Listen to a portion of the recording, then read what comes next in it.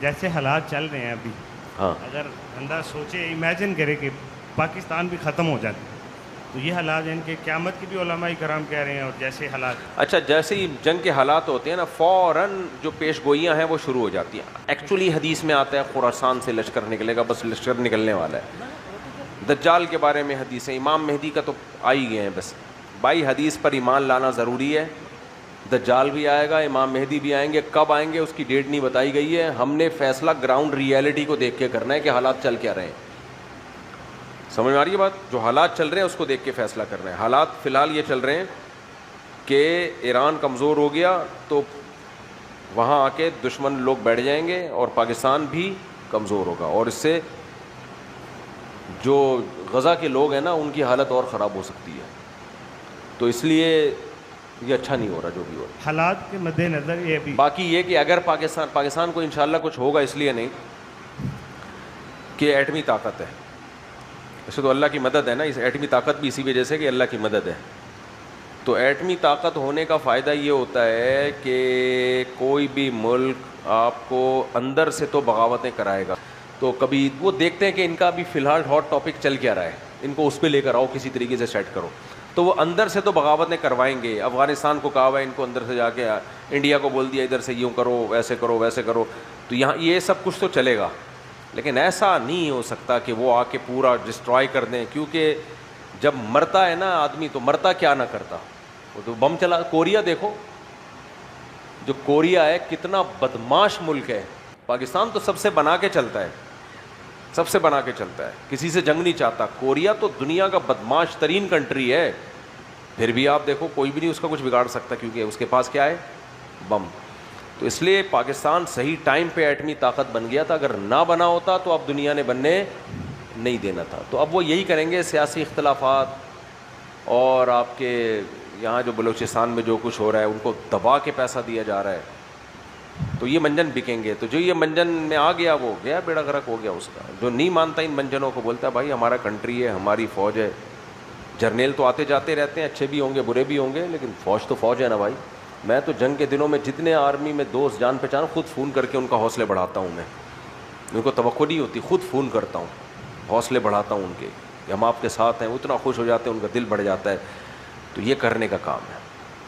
ان حالات میں دوسری شادی کرنی چاہیے یا نہیں؟ ان حالات میں شادیوں کی اہمیت پہلے سے بھی زیادہ بڑھ گئی ہے، کیونکہ جب آپ شادی کرو گے تو بچے پیدا ہوں گے، جوانوں کا ریشو بڑھے گا تو لڑنے والے زیادہ ہوں گے. السلام علیکم ورحمۃ اللہ وبرکاتہ.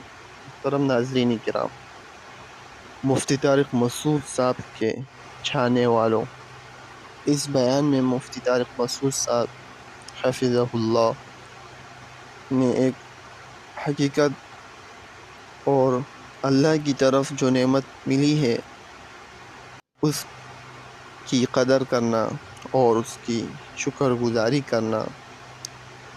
دیکھا جائے کہ یہاں پر اس وقت ہمیں جو سب سے بڑی نعمت ملی ہے وہ ہے ایک آزاد اسلامی اور اسلامی زندگی اور احکام پر عمل کرنے کی آزادی. یہ اصل چیز ہے.